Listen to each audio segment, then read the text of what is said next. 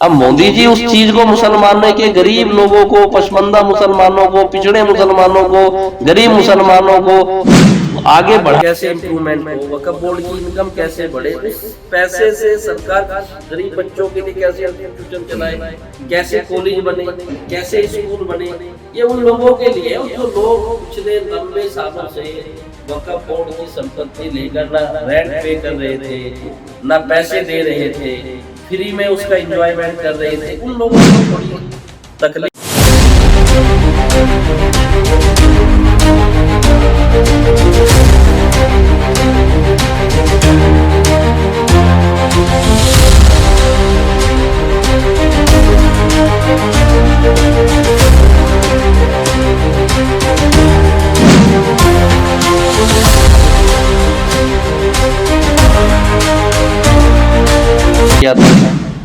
आप एक कागज लेने वक्फ बोर्ड में जाओ, 50 चीजें चक्कर कटवाएंगे आप, लेकिन आपको पेपर नहीं देंगे। आज सरकार कह रही है भाई जैसे रेवेन्यू रिकॉर्ड ऑनलाइन हमने कर दिया, अगर वक्फ बोर्ड की संपत्ति ऑनलाइन हो जाए तो आपको तकलीफ क्या है? जिले का जो डीसी है वो न्याय करेगा कि ये संपत्ति किसकी, वक्फ बोर्ड की है या ये स्टेट गवर्नमेंट की है या ये आपकी।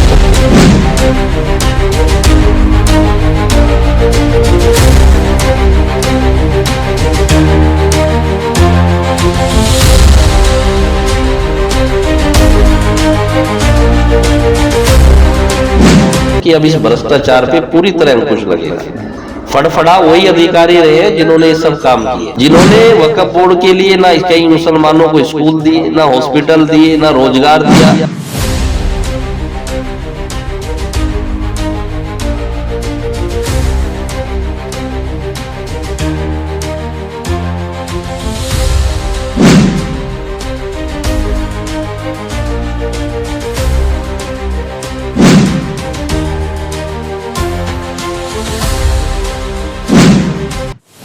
ठीक है ना, इतनी संपत्ति होने के बावजूद भी वो पैसा कहाँ गया उसका कोई हिसाब किताब नहीं है।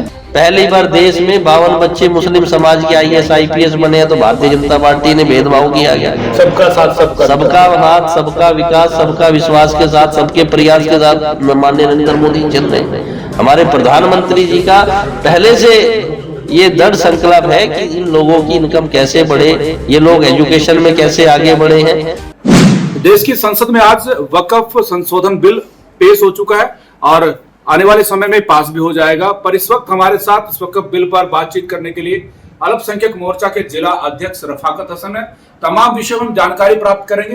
हालांकि इस बिल को लेकर पहले काफी विरोध भी हुआ, पर कुछ मुस्लिम समुदाय के लोग अब समर्थन में खुलकर के आ रहे हैं, कुछ लोग अब भी विरोध में हैं। हम जानेंगे, सीधी बातचीत आपकी करवाने के प्रयास करेंगे। हमारे साथ इस वक्त अल्पसंख्यक मोर्चा के जिला अध्यक्ष रफाकत हसन है। सबसे पहले सर स्वागत है। नमस्कार, स्वागत आपका धर्मेंद्र जी। आप आए और इस संवेदनशील मुद्दे पर बात करने के लिए आपका स्वागत है। कैसे समझते, क्या देखते जिस प्रकार से वक्फ बिल संशोधन भी हो चुका है, पारित हो चुका है, उसके बाद अगली प्रक्रिया को लेकर? वक्फ बोर्ड बिल आज पहली बार संशोधन नहीं हुआ। 1995 में भी संशोधन हुआ, 2013 में भी कांग्रेस ने संशोधन किया था। समय समय पर जिस तरह से सरकारों को जरूरत पड़ती है अमेंडमेंट होता रहता है, लेकिन जिस तरह से लोगों ने एक हवा मिचा के रखा हुआ था कि कब्रिस्तान हमारे सरकार बिल ला रही है वो जब्त हो जाए, मैं आपके चैनल के माध्यम से सभी लोगों से ये अपील करता हूँ कि इस एक्ट को पहले ध्यान से स्टडी करो, पढ़ो, उसके बाद अपना बयान दो। सरकार ने इसमें कहीं भी ऐसा कुछ नहीं कहा है कि आपके कब्रिस्तान, आपकी जमा मस्जिदें या आपकी मस्जिदों को सरकार अपने अधीन कर ली। सरकार ने, माननीय अल्पसंख्यक मामलों के मंत्री किरण रिजिजू जी ने स्पष्ट कर दिया है कि आज से पहले जितनी संपत्तियां वक्फ बोर्ड की थी वो तो हमारे लिए बहुत लाभदायक मैं मानता हूं ये बिल है। डिजिटलाइजेशन होगा, इसका पोर्टल होने जा रहा है। 6 महीने के अंदर जितनी वक्फ की संपत्ति आज तक है वो ऑनलाइन डाउनलोड की जाएंगी। जिसके पास जो संपत्ति है, जो रेंट कलेक्टर है, कौन रेंट पे ले रखा है, वो सारा का सारा ब्यौरा कोई भी एक आम आदमी भी उसको देख सकता है। तो ये बात विपक्ष के लोगों को क्यों नहीं समझ में आ रही? या ओवैसी हो, इमरान मसूद हो, इकरा हसन हो, तमाम मुस्लिम समुदाय के नेता हैं, वो इसका विरोध कर रहे हैं। इमरान प्रतापगढ़ी जी इसका विरोध कर रहे हैं, तमाम विपक्ष के नेता विरोध कर रहे हैं। देश में पहले हवा मिचा एनआरसी का कि भाई देश में जो जितने मुसलमान रह रहे हैं वो चले जाएंगे। मैं उनको उस दिन भी ये बात कही थी कि माननीय अमित शाह जी ने जो पाकिस्तान, बांग्लादेश, अफगानिस्तान में जो हिंदू अल्पसंख्यक हैं, देश में पहले भी कानून था, आज भी कानून है, सिर्फ उन अल्पसंख्यकों को प्योरिटी पे 5 साल के अंदर नागरिकता देने का अधिकार दिया था, किसी की नागरिकता छीनने का अधिकार नहीं दिया गया था। वक्फ बिल भी इसी से वो है। मुसलमानों की आय कैसे बढ़े, प्रधानमंत्री जी सोचते हैं कि जो गरीब मुसलमान है उसकी आय कैसे बढ़े, उनसे बच्चे कैसे बढ़े। वक्फ बोर्ड की इतनी संपत्ति होने के बावजूद भी वक्फ बोर्ड की इनकम कहाँ है? कैसे बढ़ेगी इनकम? इस बिल से क्या इनकम बढ़ जाएगी? बिल्कुल बढ़ेगी। कैसे बढ़ेगी? देखिए, जो जिन लोगों ने पूरे जो सिस्टम है वक्फ बोर्ड का कुछ चंद लोगों के हाथों में गया, अब ट्रांसपेरेंट हो जाएगी सारी चीजें, सबको ये पता चल जाएगा कौन, जैसे किसी के पास लैंड थी वो रेंट ही नहीं दे रहा था। सरकार का काम है उन लोगों को प्रॉपर तरीके से जो रेंट कैसे इंप्रूवमेंट हो, वक्फ बोर्ड की इनकम कैसे बढ़े, उस पैसे से सरकार गरीब बच्चों के लिए कैसे इंस्टीट्यूशन चलाए, कैसे कॉलेज बने, कैसे स्कूल बने, ये उन लोगों के लिए है। और जो लोग पिछले लंबे सालों से वक्फ बोर्ड की संपत्ति लेकर ना रेंट पे कर रहे थे, ना पैसे दे रहे थे, फ्री में उसका एंजॉयमेंट कर रहे थे, उन लोगों को थोड़ी तकलीफ है। लेकिन एक आम गरीब मुसलमान इससे आने वाले समय में लाभ होगा और इसमें कुछ और भी चीजें अमेंडमेंट करने की, इंप्रूवमेंट की तरफ कुछ चीजें पड़ेंगी, तो मुझे लगता है सरकार आगे बढ़ेगी। कई लोगों से मैंने बात की इस विषय को लेकर के, क्योंकि काफी संवेदनशील ये मुद्दा है और मुस्लिम समुदाय के तमाम लोगों से मैंने बातचीत करने का प्रयास किया। उनका कहना था कि वक्फ बोर्ड के पास जब से अधिकार है, उन्होंने ना तो कोई हॉस्पिटल बना, ना कोई स्कूल बना जिससे बच्चे शिक्षा ग्रहण कर सके, ऐसा भी कुछ है? नहीं, ये बहुत अच्छा सवाल आपने किया है। मैं तो मेरे यहाँ गांव पानीपत का ही उदाहरण मैं आपको देता हूँ।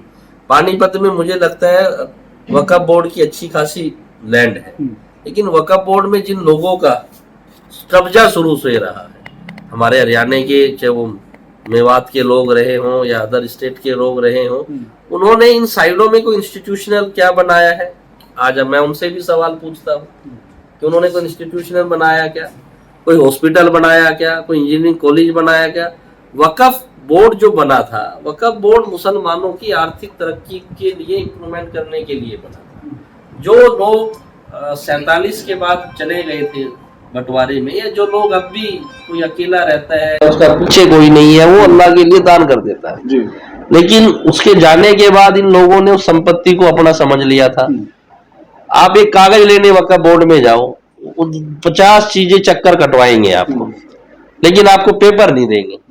आज सरकार कह रही है भाई जैसे रेवेन्यू रिकॉर्ड ऑनलाइन हमने कर दिया, अगर वक्फ बोर्ड की संपत्ति ऑनलाइन हो जाए तो आपको तकलीफ क्या है? हो जाने दीजिए। एक सवाल आपने इसमें एक सवाल दे दिया कि आपने कहा कि जो यहाँ से बदल करके पाकिस्तान चले गए, हाँ। पाकिस्तान से छोड़ करके जो हिंदुस्तान में पहुंचे, हाँ। उनको जमीन मिले, या फिर वो जमीन जिस प्रकार से यहाँ से अगर वो छोड़ करके जा रहे तो वो दान करके जाए। दान कर। और एक व्यक्ति का सवाल ये भी था कि किसी ने दान नहीं की जाते वक्त, ये जगह ऐसे कैसे छोड़ के चले गए, इसलिए वक्फ की प्रॉपर्टी भी नहीं है। नहीं, ये आप कागजों में देखो, सरकार ने भी, और पीछे 1995 में जो एक्ट बना था, 2013 में भी जब भी अमेंडमेंट हुए हैं, वक्फ बोर्ड की संपत्ति जहां थी, जैसे ईदगाह कहीं थी, इदारे मदरसे कहीं थे, कब्रिस्तान कहीं थी, उनके लिए जहां जहां भी में थी कागजों में लिखा हुआ है। मान लो आप कहीं भी वक्फ बोर्ड की संपत्ति है तो उसमें ये लिखा हुआ है कि वक्फ बोर्ड की संपत्ति इस कब्रिस्तान के लिए रिजर्व है, इदारे के लिए, इस्लामिक स्कूल के लिए रिजर्व है, फलाने, उसमें लिखा हुआ है, रेवेन्यू रिकॉर्ड में है।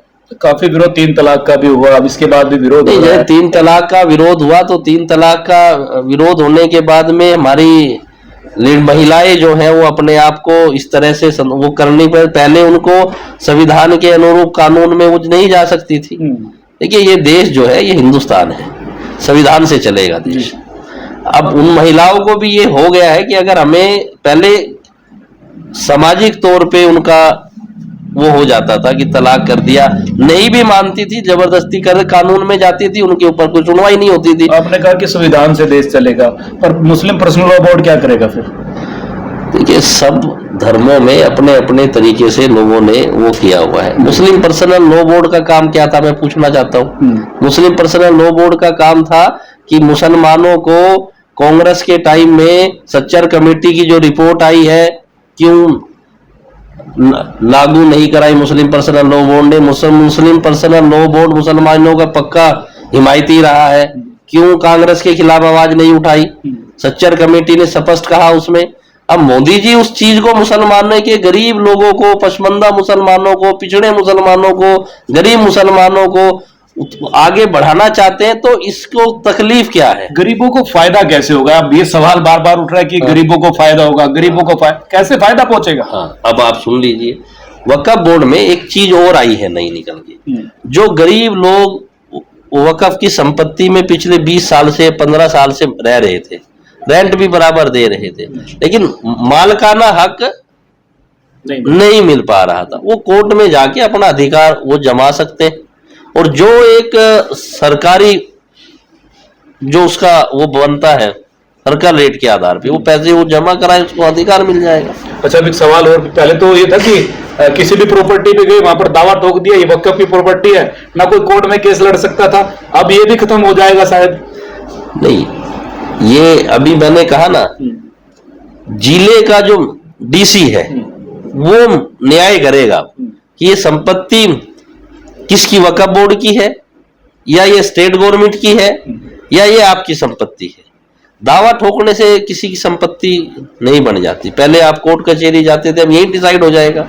तो आपको आपत्ति क्या है उसमें? एक सवाल और भी है कि जो वक्फ बोर्ड के जो अधिकारी रहे उन्होंने जमकर गदर मचाया, अपनी मनमर्जी से जिसकी स्लिपें काटी, और उसके बाद जो गदर मचा उसी के चलते इस वक्फ बिल को लाया गया। सिर्फ बहुत बढ़िया आपका सवाल है, और आपके चैनल के माध्यम से मैं ये कहता हूं कि अब इस भ्रष्टाचार पे पूरी तरह अंकुश लगेगा।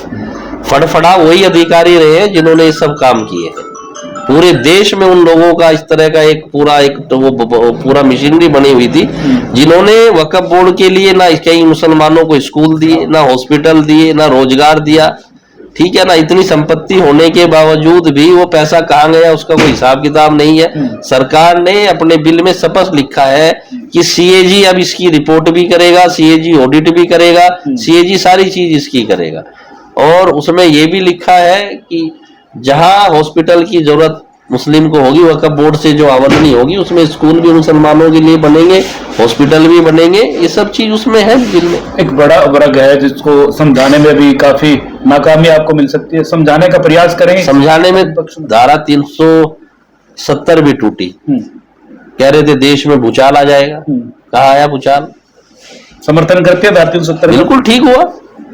मैं खुद जम्मू कश्मीर गया 2011 में जी। खुद मैं प्रैक्टिकल बात आपको बता रहा हूँ। वहां के लोग कहते थे मैं कहाँ से आए हो, जैसे हम लोग कहते हैं हरियाणा से आए या दिल्ली से आए, तो कहते नहीं इंडिया से आए हो। तो मैं बोला आप इंडिया में नहीं रहते हो? नहीं, हमारी अलग रियासत है, हम कश्मीर में रहते हैं। तो 370 टूटने के बाद मैं दोबारा गया, झंडा भी आपने फहराया, सैल्यूट तिरंगा एक कार्यक्रम हमारा था, तो हम लोग झंडा फहराने वहां गए थे।